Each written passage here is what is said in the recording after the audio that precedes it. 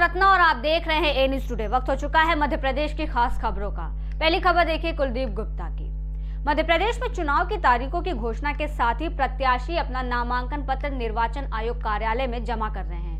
शिवपुरी के विधानसभा क्षेत्र 25 से बीजेपी प्रत्याशी और ज्योतिरादित्य सिंधिया के खास कहे जाने वाले देवेंद्र जैन ने रिटर्निंग अधिकारी के समक्ष अपना नामांकन जमा किया। नामांकन जमा करते समय प्रत्याशी के साथ भाजपा जिला अध्यक्ष राजू बाथम, पूर्व विधायक माखनलाल राठौर, पूर्व विधायक ओम प्रकाश खटीक आदि मौजूद रहे। इस दौरान बीजेपी प्रत्याशी देवेंद्र जैन ने कहा कि शिवपुरी में जो भी विकास कार्य अधूरे रह गए हैं उन्हें बीजेपी की सरकार बनते ही पूरा किया जाएगा। मैं जनता का भय दूर करना चाहता हूँ, बाकी अभी तो बनाना पड़ेगा, फिर जो दूसरे प्रत्याशी हैं उनके मात्र प्रत्याशी और उनके समर्थकों को देखकर जनता के मन में भय व्याप्त है।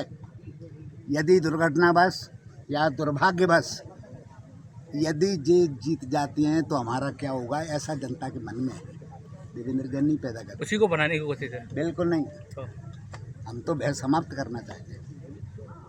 कुछ काम विकास के अधूरे रह गए हैं। भाजपा की सरकार थी, भाजपा की विधायक थी, तो क्या उन कामों को आप आगे बढ़ाने वाले हैं? क्या उन कमियों का नुकसान उठाने वाले हैं? बिल्कुल आगे बढ़ाने वाले हैं। नुकसान पूरे करेंगे। नुकसान क्या? कुछ काम अधूरे रह गए, 14-15 साल में नहीं हुए, तो उसका नुकसान भी कहीं ना कहीं बीजेपी की प्रत्याशी को पूरा करेंगे। अधूरे कामों को कहीं ना कहीं पिछड़ापन है काम विकास में। शिवपुरी में विकास नहीं हुआ अभी तक। नहीं, कौन कहता है कि नहीं हुआ? 14 साल से जलावतन अटकी हुई है, 13 साल से सीवर प्रोजेक्ट चल रहा है। सीवर प्रोजेक्ट के बारे में आप लोगों को भी मालूम होगा, इसकी निर्माण एजेंसी नगर पालिका होती है।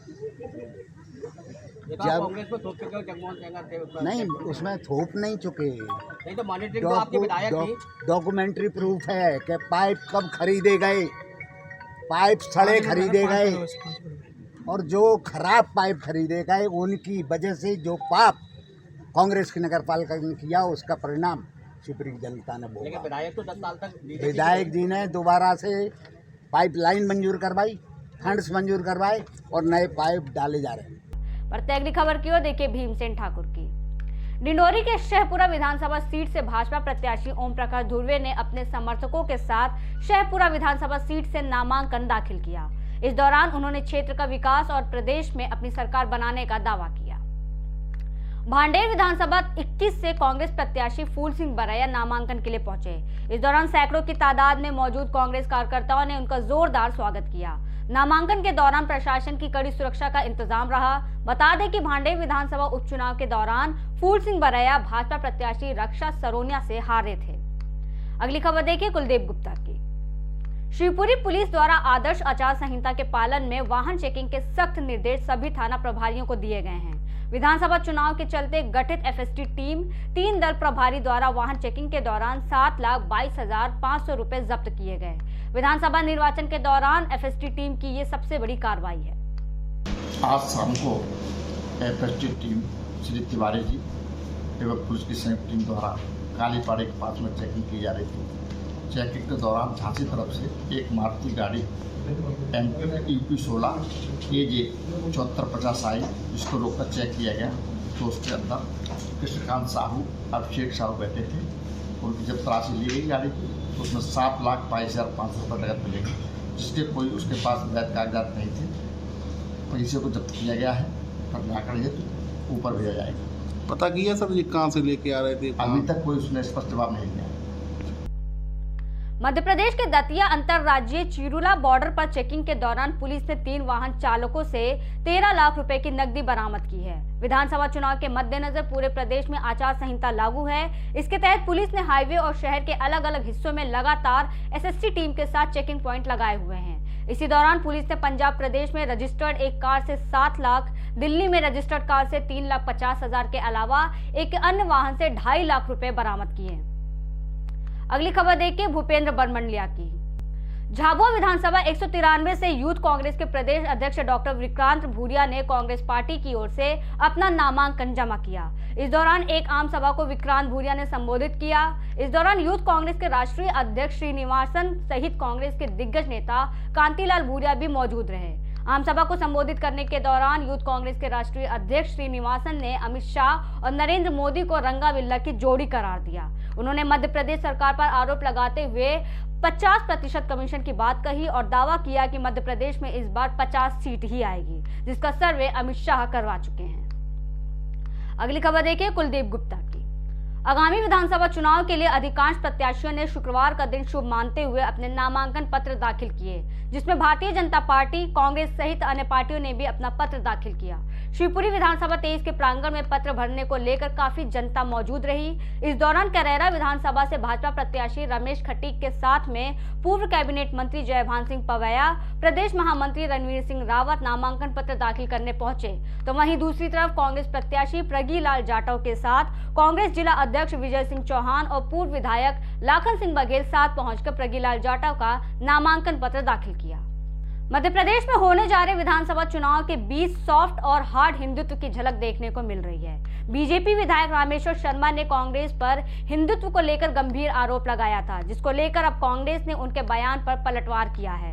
कांग्रेस मीडिया विभाग के अध्यक्ष के मिश्रा ने कहा कि हमें तो रामेश्वर शर्मा के हिंदू होने पर ही शक है। रामेश्वर जनेऊ पहनते हैं तो दिखाएं। रामेश्वर के भाई ने शादी के लिए धर्म बदला था, उन्हें हिंदू कहलाने का कोई भी अधिकार नहीं है। दौर इलेक्शन का है और पूरी सरकार 18 सालों तक झूठ की बुनियाद पर टिकी रही। तो कहा जाता है कि जब आदमी अंतिम शैया पर लेटा होता है तो उसे भगवान याद आते हैं और वह सच बोलने की कोशिश करता है जन्नत पाने के लिए। मगर भारतीय जनता पार्टी के लोग उस अंतिम बेला पर भी नहीं सुधर रहे हैं झूठ परोसने में। एक शर्म का विषय है।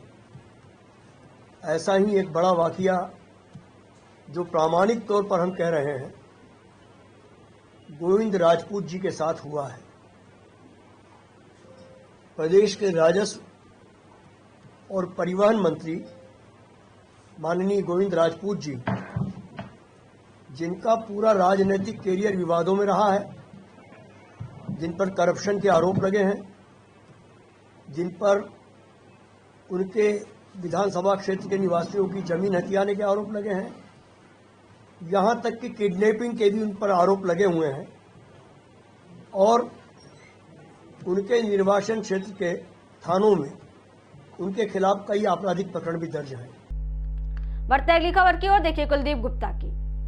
मध्य प्रदेश में चुनाव की तारीख का ऐलान हो चुका है। सभी विधानसभा के प्रत्याशी दमखम के साथ जनता के साथ जनसंपर्क के लिए मैदान में उतर गए हैं। इसी के अंतर्गत बूथ स्तरीय कार्यकर्ता सम्मेलन में सम्मिलित होने केंद्रीय मंत्री ज्योतिरादित्य सिंधिया शिवपुरी के पोहरी विधानसभा पहुंचे, जहां से पीडब्ल्यूडी राज्य मंत्री और पोहरी विधायक सुरेश धाकर राठखेड़ा बीजेपी प्रत्याशी हैं। इस दौरान ज्योतिरादित्य सिंधिया ने कांग्रेस के पूर्व मुख्यमंत्री दिग्विजय सिंह और कमलनाथ पर निशाना साधते हुए कहा कि मैं जब कांग्रेस में था तब भी उनको मेरी चिंता थी और आज जब मैं भाजपा में हूं तब भी उनको मेरी चिंता सता रही है। पूरे दम के साथ सब लोग, अब आप लोग भी चौथे स्तंभ हो प्रजातंत्र के। हमारी पूरी कोशिश है कि हमारे भारतीय जनता पार्टी जो जमीनी कार्यकर्ताओं की पार्टी है, जैसे मैंने कहा, हमारे सरसेनापति अध्यक्ष जी के रूप में हमारे समक्ष हैं, हमारे मंडल अध्यक्ष हैं, हमारे सेनापतिगण हैं जो पोलिंग के कार्यकर्ता हैं, उनमें नई ऊर्जा, नई सोच और नई शक्ति प्रदान करने के लिए आज मैं उपस्थित हूँ। किसी भी लड़ाई में सैनिकों में एक नई ऊर्जा और मजबूती प्रदान करना बहुत महत्वपूर्ण है और उसी तारतम्य में आज पोरी में मैं उपस्थित हूँ। कल मैं कोलारस में हूँ, कल रात को मैं अशोकनगर में हूँगा, परसों मैं मुंगावली में हूँ। तो एक एक करके हर विधानसभा को मैं कवर कर रहा हूँ। आज यहाँ से जाके ग्वालियर पूर्व का कार्यक्रम मैं कर रहा हूँ। कार्यकर्ता हमारा मजबूत होगा तो किला हमारा मजबूत होगा, पोलिंग बूथ हमारा मजबूत होगा और पोलिंग बूथ मजबूत होगा तो विधानसभा मजबूत होगी। और आज भारतीय जनता पार्टी के कार्यकर्ता की मेहनत और मशक्कत से ही हमारी सरकार मध्य प्रदेश में और केंद्र में स्थापित है। मध्य प्रदेश में चुनावी साल के बीच कुपोषण के मामले पर राजनीति गर्म है। कांग्रेस ने बीजेपी सरकार पर छोटे बच्चों की जान से खिलवाड़ करने का आरोप लगाया है। कांग्रेस की राष्ट्रीय प्रवक्ता डॉक्टर रागिनी नायक ने कहा कि मामा के राज में बच्चों पर गाज गिरी है। बच्चों की बदहाली देखकर ये कहना पड़ रहा है कि शिवराज सिंह इनके मामा नहीं हैं। वो तो खुद कहते हैं कि बच्चों में कुपोषण है। प्रदेश में बच्चों के खिलाफ बढ़ते हुए अपराध शिवराज सिंह चौहान के माथे का कलंक है। वहीं पोस्को के मामले में मध्य प्रदेश 3 नंबर पर है और कुपोषण से बच्चों की मौत हो रही है। केंद्रीय संस्कृति राज्य मंत्री मीनाक्षी लेखी ने महिलाओं के मुद्दे पर कांग्रेस महासचिव प्रियंका गांधी वाड्रा पर हमला बोला है। उन्होंने कहा कि लड़की हूं, लड़ सकती हूं कहने वाली वाड्रा मध्य प्रदेश में महिलाओं के ही पक्ष को अनदेखा कर किससे लड़ रही हैं, ये पता नहीं। प्रदेश के एक नेता महिलाओं को टंचमाल कहते हैं तो वहीं दूसरे महिलाओं को आइटम बोलते हैं। कांग्रेस मलिन मन से महिलाओं को भ्रमित कर रही है। पार्टी ने दुष्कर्म के आरोपियों को टिकट दिया है। फिलहाल के लिए इतना ही। देश और दुनिया की तमाम बड़ी खबरों के लिए बने रहिए ए न्यूज़ टुडे के साथ।